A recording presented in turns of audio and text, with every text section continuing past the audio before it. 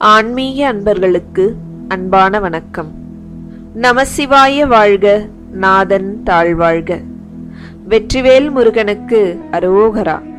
இந்த வீடியோல ஒரு சந்தோஷமான செய்தி. இந்த தைப்பூச திருநாளை முன்னிட்டு இந்த வீடியோ உங்களுக்கு பிடிச்சிருந்தா ஒரு லைக் பண்ணிட்டு முருகப்பெருமானை பற்றி உங்களுக்கு பிடிச்ச வரிகளை கமெண்டா எழுதுங்க.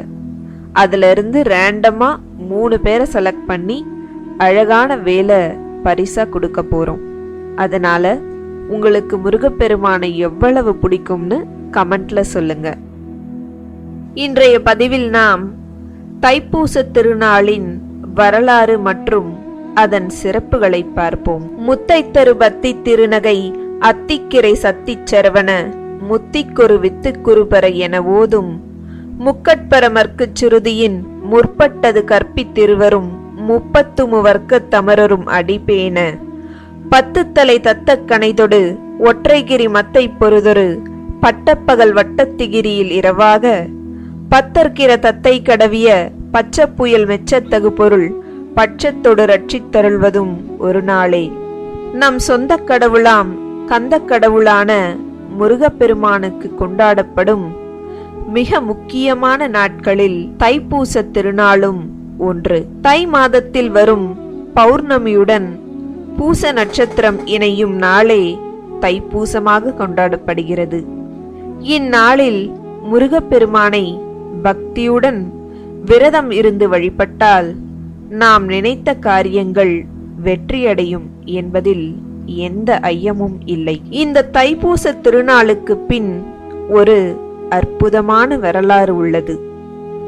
சிவபெருமான் அசுரர்களுக்கு அளித்த வரம் காரணமாக சூரபத்மன், தாரகாசுரன், சிங்கமுகன் போன்ற அசுரர்கள் பல அற்புத சக்திகளை பெற்றனர். அந்த சக்திகளை கொண்டு பல தீய செயல்களை செய்யத் தொடங்கினர். ஒரு கட்டத்தில் தேவர்களை சிறைப்பிடிக்கத் தொடங்கினர். இதனால் தேவர்கள் இந்த இக்கட்டான சூழலை போக்க சிவபெருமானிடம் தஞ்சம் வேண்டினர். எனவே அசுரர்களை அழிப்பதற்காக சிவபெருமான் தன் நெற்றிக்கண்ணில் இருந்து 6 தீப்பிழம்புகளை உருவாக்கினார். அந்த 6 தீப்பிழம்புகளும் 6 குழந்தைகளாக மாறின.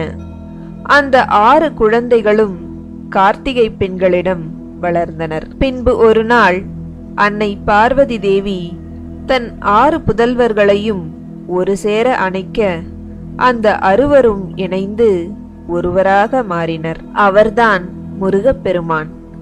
6 குழந்தைகளின் சக்தியும் ஆற்றலும் அறிவும் ஒருங்கிணைந்து தோன்றிய முருகப்பெருமான் பல கலைகளில் சிறந்து விளங்கினார். இங்கோ அசுரர்களின் பாவம் அதிகரித்து அவர்களின் அழிவுக்காலம் நெருங்கிக் கொண்டே வந்தது. பழனிமலையில் ஆண்டிக்கோலத்தில் இருந்த முருகப்பெருமானுக்கு உமை அன்னை ஞான வேலை வழங்கினார். அவ்வாறு அந்த ஞான வேலை முருகப்பெருமானுக்கு அன்னை பார்வதி தேவி கொடுத்த நாள்தான் இந்த தைப்பூச திருநாள்.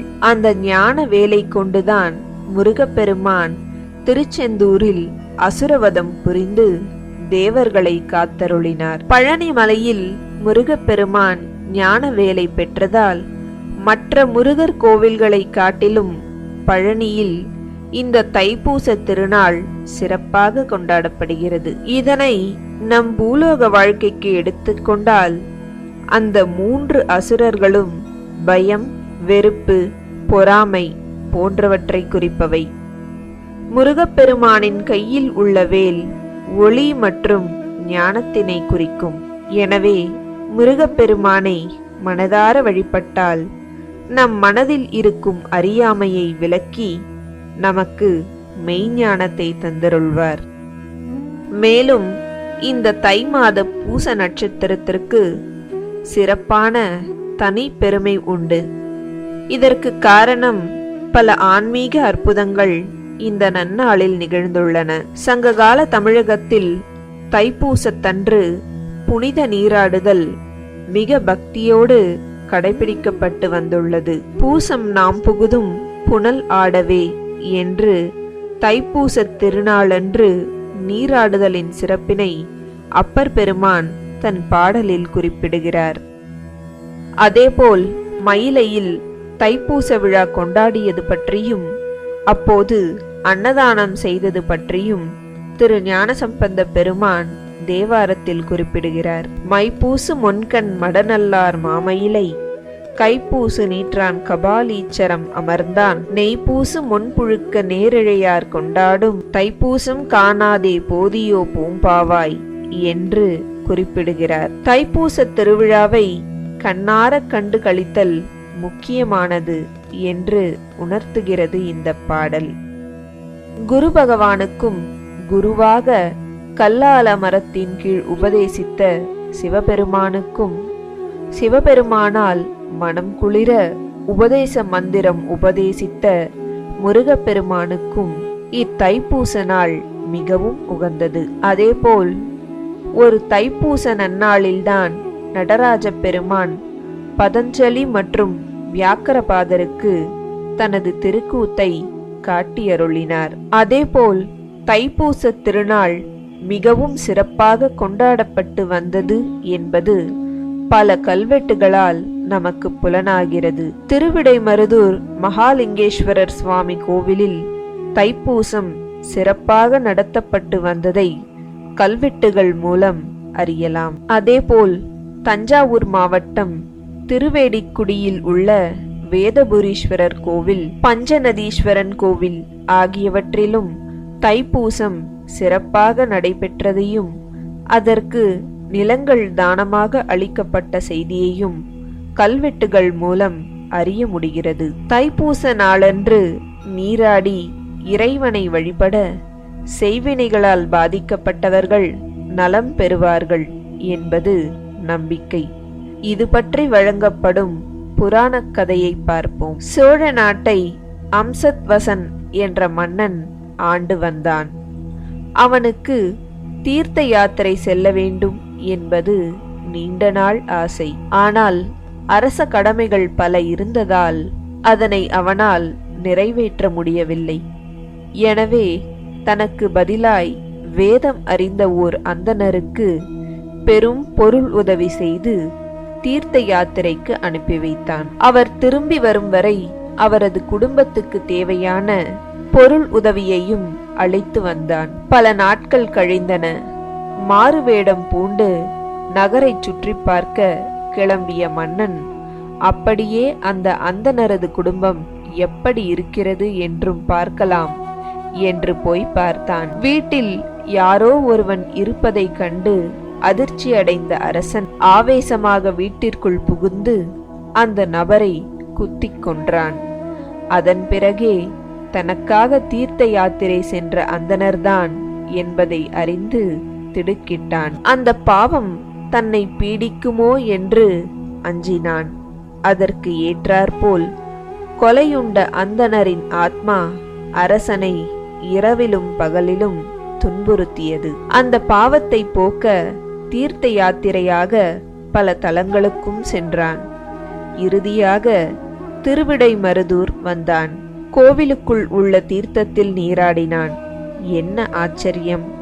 அந்தணரின் ஆத்மா அவனை விட்டு நீங்கியது. அவ்வாறு அந்த ஆத்மா நீங்கிய நாள் தைப்பூச திருநாள்.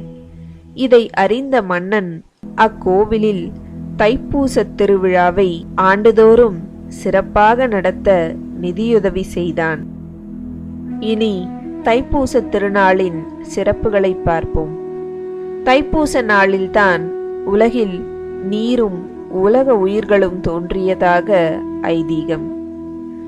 சிவபெருமான் உமாதேவியுடன் இருந்து சிதம்பரத்தில் ஆனந்த நடனம் ஆடி தரிசனம் அளித்த நாள் தைப்பூசம் என்பர். சிதம்பரத்திற்கு வந்து அரும்பெரும் திருப்பணிகள் செய்து நடராஜ பெருமானை இரண்யவர்மன் என்னும் மன்னன் நேருக்கு நேராக தரிசித்தது இந்நாளில்தான். தேவர்களின் குருவாகிய பிரகஸ்பதியின் நட்சத்திரம் பூசம் என்பதால் தைப்பூசத்தில் குரு வழிபாடு செய்வது மிகுந்த பலனை தரும். முருகப்பெருமானுக்கு பூசம் உகந்த நட்சத்திரம். அவர் பூச நட்சத்திரத்தில்தான் வள்ளியை மணந்து கொண்டார். இந்நாளில் முருகப்பெருமானுக்கு காவடி எடுப்பது மிகவும் சிறப்பு. அகத்தியர் தந்த சிவகிரி சக்திகிரி என்ற மலைகளை காவடி போல் கட்டி தூக்கி வந்தான் இடும்பன் என்ற அசுரன். அவனை தடுத்து நிறுத்தி அந்த மலைகளை ஆட்கொண்டார் முருகப்பெருமான். மலை போன்ற துன்பங்கள் உனக்கு வரலாம், ஆனால் அதை சுமப்பது உன் வேலை அல்ல. அதை என்னிடம் ஒப்படைத்துவிடு. நீ உன் பாதையில் செல் என்பதே காவடியின் தத்துவம்.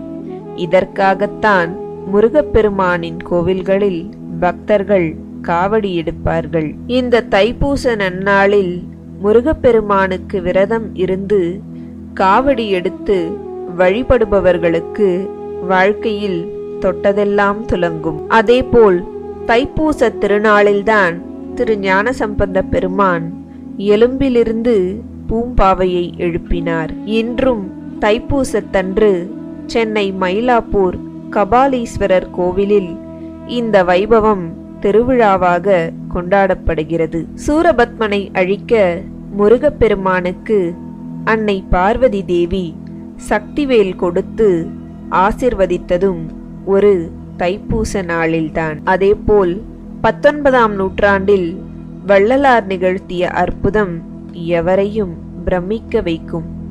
வள்ளல் பெருமான் சித்திவளாக கூடத்தில் அமர்ந்திருந்த அன்பர்களை பெரும் கருணையோடு நோக்கி, அருட்பெருஞ்சோதி ஆண்டவரை வழிபட்டு உய்யுங்கள் என்று கூறிவிட்டு அறைக்குள் சென்று கதவை தாழிட்டு கொண்டார்.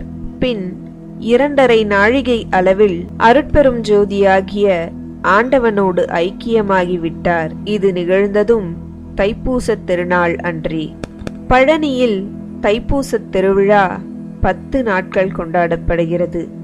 தமிழகத்தின் பல பகுதிகளில் இருந்தும் பக்தர்கள் பாத யாத்திரையாக பழனிக்கு வருகிறார்கள். இவ்வாறு பல சிறப்புகளை கொண்டது இந்த தைப்பூச திருநாள். இந்த நல்ல நாளில் நாமும் முருகப்பெருமானை வழிபட்டு அவரது அருளை பரிபூர்ணமாக பெறுவோம். இந்த வீடியோ உங்களுக்கு பிடிச்சிருந்தா லைக் பண்ணுங்க, ஷேர் பண்ணுங்க, கமெண்ட் பண்ணுங்க. மறக்காம நம்ம சேனலுக்கு சப்ஸ்கிரைப் பண்ணுங்க. நன்றி.